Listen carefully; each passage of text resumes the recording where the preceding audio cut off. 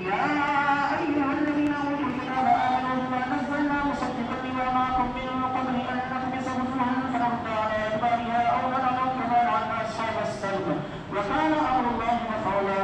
إن الله لا يغفر أن يشرك به ويغفر ما دون ذلك لمن يشاء ومن يشرك بالله فقد افترى إثما عظيما.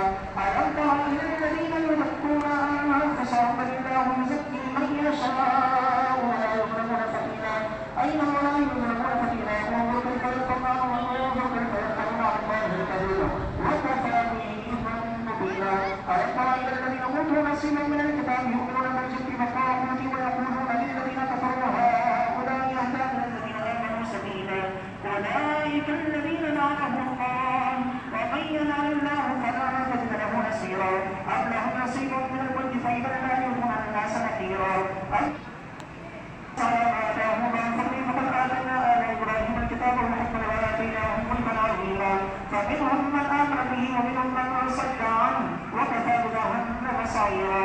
إن الذين كفروا بآياتنا سوف نصليهم نارا كلما نضجت جلودهم بدلناهم جلودا غيرها ليذوقوا العذاب إن الله كان عزيزا حكيما.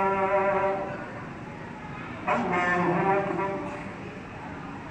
والذين آمنوا وعملوا الصالحات سندخلهم جنات تجري من تحتها الأنهار خالدين فيها لهم فيها أزواج مطهرة ويدخلهم ظلا ظليلا. إن الله يأمركم أن تؤدوا الأمانات إلى أهلها وإذا حكمتم بين الناس أن تحكموا بالعدل إن الله لا ينبغي أن يحكم به إن الله كان سميعا بصيرا. يا